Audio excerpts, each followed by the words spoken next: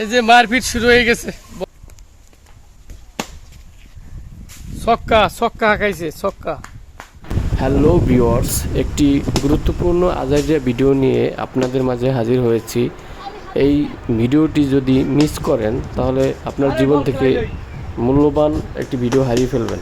এখন প্রশ্ন হলো, এই ভিডিওটি আপনি কেন দেখবেন? এই ভিডিওর মধ্যে কী আছে? এই ভিডিওটি আপনি এই কারণে দেখবেন কারণ আপনি আমাকে চিনেন। আশা করি কোনো অপরিচিত ভিউয়ার্স আমার ভিডিওটি দেখবে না, কারণ আজকাল মানুষের আজাইরা ভিডিও দেখার সময় নেই। সো ভিডিওটিতে একটি লাইক এবং 5টি ভিউ আশা করছি। চলেন দেখি কি আছে আজকের ভিডিওতে। So let's get start my another content.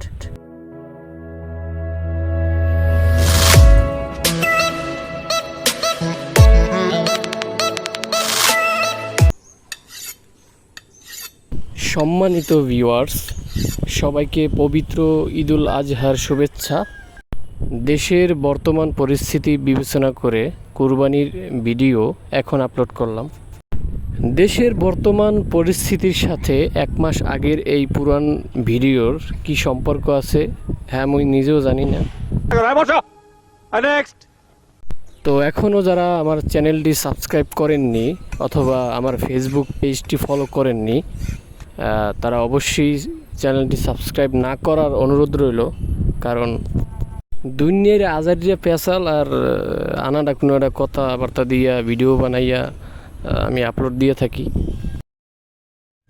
তুমিও ফেল। নেক্সট। তো আপনি যদি ওয়াইফাই ইউজার হন অথবা আপনার ফোনে প্রচুর এমবি, মনে করেন আপনার ফোনে এমবির ঠেলায় আপনি একদম দিশা পান না, তাহলে এই ভিডিওটি আপনার জন্য। ভিডিওর শুরুতেই দেখানো হয়েছে দা বটিতে ধার দিতেছি। এটার কারণ হচ্ছে দেশের সন্ত্রাসবাদী এবং দুর্বৃত্তদের কোপানোর জন্য আমরা 2 ভাই বটিতে ধার দিলাম।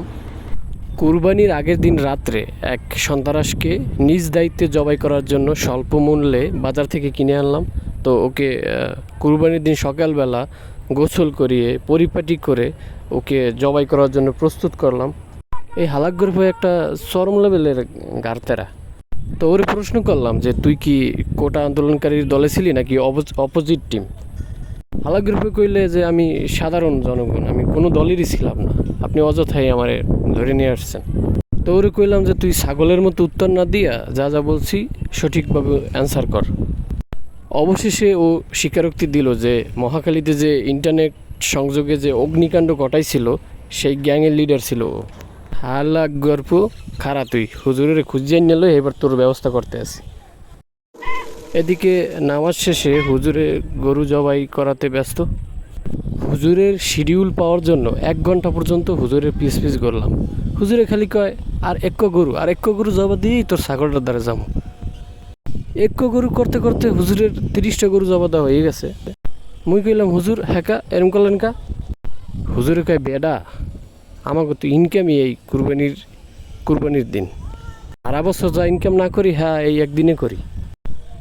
একটা গরু জবা দেবো 300 টাকা। মুই কইলাম হুজুর আপনি আপনার লগে রাখেন, মোরে পার পিস 50 টাকা করে দিলেই হইবে। হুজুরে কইল একটা পাঞ্জাবি, একটা টুহি আর এক ধারালো দাওলে যদি নামাজ শেষে হেলে তুইও এরকম মোর মতো ইনকাম করতে পারবি। হুজুরের কথা শুনে এইটুকু বুঝলাম যে মেধা দিয়েও যদি দেশের কোনো ভালো চাকরি না পাই তাহলে ইনকামের বিভিন্ন পথ আছে। তো জবাই করার আগে ছাগলটার জিজ্ঞেলাম যে মৃত্যুর আগে তোর শেষ ইচ্ছা কি? তো ছাগলটা মুখে কইলো যে আমার মাংস 6 মাস পয়সা ফ্রিজে রাইখা পচাই না খাইয়া আত্মীয় স্বজন লইয়া 2 একদিনের মধ্যে খাইয়ে ফেলাইয়া। কথা হইনে বুঝলাম যে এটা ইমানদার ছাগল। আল্লাহু আকবার কইয়ে জবা দিয়ে দিলাম। তো উক্ত প্রোগ্রামে প্রধান কসাইয়ের দায়িত্ব পালন করেন আমার খালাতো ভাই সোহেল মুন্সি এবং সহকারী হিসাবে উপস্থিত ছিলাম আমি নিজে, এবং সংগ্রামী সহসভাপতি হিসাবে দায়িত্ব পালন করেন আরাফাত সর্দার, এবং একমাত্র ভিআইপি দর্শক হিসেবে প্রোগ্রামে উপস্থিত ছিলেন নীরব সর্দার। এদিকে প্রধান কসাইয়ের ভূমিকা পালন করা আমার খালাতো ভাই সোহেল মুন্সি, সে তার বউয়ের সাথে ঝগড়া করে সেই ঝগড়ার জাল মেটালো আম গাছের সাথে এই জবাই করা ছাগলকে ফাঁসি দিয়ে, এবং তার ব্যবহৃত ছুরি দিয়ে, আমদানিকৃত ছুরি সেটা দিয়ে ছাগলকে ল্যাংড়া করে নাড়ি ভুঁড়ি বের করে নিল। এ পর্যায়ে ক্যামেরাম্যানের দায়িত্বে ছিলেন আন্তর্জাতিক খ্যাতিসম্পন্ন বিশিষ্ট ইসলামিক চিন্তাবিদ, যার সুনামের কথা বলতে গেলে রাত পাওয়াই যাইবে।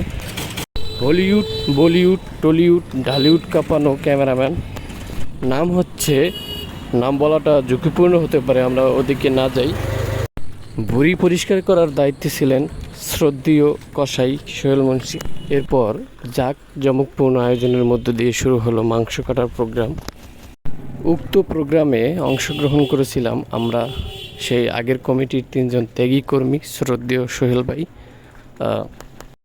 চুলপাকনা সহ সভাপতি আরাফাত সর্দার এবং আকামিয়া কমিটির সভাপতি আমি নিজে, রাকিব স্পেশাল সিঙ্গার।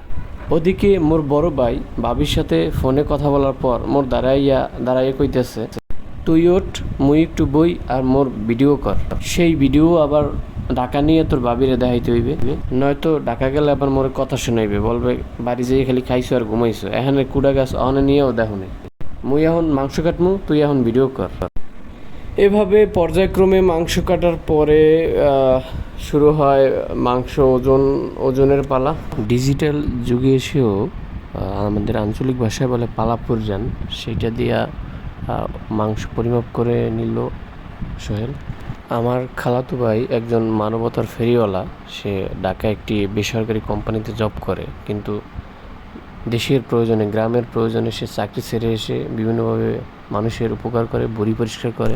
বল করতেছেন বাতুস তুতা, বলে মারছে গুতা, ছিঁড়ে গেছে তার প্যান্টের সুতা, সে এখন ক্যাচ ধরার জন্য এগিয়ে যাচ্ছে। ক্যাচ, ও মাই গড! তো এখন ব্যাট করবেন বাতুস তুতা, যদিও ছিঁড়ে আছে তার প্যান্টের সুতা। I think he's deliberately played this. That is the end. Follow my page, subscribe my YouTube channel. Second বলের আগমন, বল চলে যাবে সুপারি গাছের মাথায় এবং চলে গেল। বল ছয় মারিয়ে মুই সুপারি গাছের টুকা উঠাইলাম, তো মোর বাতিজা কইতে আছে, কয় মুই আন্ডা বেচা 70 টাকা দিয়ে বল আর কষ্ট কিনছি, এই বলের আর মোর জরিমানা দাও। পাশে কোনো মোর বাইকটা কইতে আছে, ওই 70 টাকা জরিমানা না দিয়ে ওই 70 টাকা মোরে দে, মুই বল পাঠিয়ে দিই। তো মুই মোর বাইরে কইলাম, আপনি কি সুপারি গাছে উঠতে পারেন? কয় এক সময় মুই সুপারি গাছে ওঠার ওস্তাদ ছিলাম, যখন মুই স্কুলে পড়তাম, আব্বা যখন মোর টাকা দিতে না, তখন মুই সুপারি বাগানে যাইয়া 3-4 গাছে সুপারি চুরি করিয়া সেই টাকা দিয়ে মুই খাইতে আমার মোবাইলে রিচার্জ করতাম। আমাকে জেনারেশনে 20 টাকা মোবাইলে রিচার্জ করিয়া সেই দিয়ে 1 মাস চলতাম। বল কুম নে আয়, 15 বছর পর গাছে উঠছি না, আমার সময় শেষুরেই নেমে যাবো, ওইটা গেলে মান সম্মান থাকবে না। এই নে তোকে বল, মোর 70 টাকা হলে গাছের গোড়ায় খাড়া। তো এই ছিল আজকের সংক্ষিপ্ত আজারিয়া প্যাচাল। জানি ভিডিওটি কেউই শেষ পর্যন্ত দেখেন নাই, যদি ভুলক্রমে কেউ দেখে থাকেন তাহলে থ্যাঙ্কস ফর ওয়াচিং, এবং শেষ পর্যন্ত দেখার জন্য আপনার জন্য রয়েছে কেয়া কসমেটিক্সের পক্ষ থেকে লাল গোলাপের শুভেচ্ছা ও অভিনন্দন। সবাইকে আবারও জানাচ্ছি পবিত্র ঈদুল আজহার শুভেচ্ছা। তো আল্লাহ বাঁচিয়ে রাখলে আগামী বছর আবার একটি আজারিয়া ভিডিও নিয়ে হাজির হব আপনাদের মাঝে। সবাই সুস্থ থাকুন, ভালো থাকুন, পরিবার নিয়ে পটুয়াখালী জাউতলা ঘুরতে আসুন। দেখা হবে ইনশাল্লাহ। Good bye, tata, bye bye.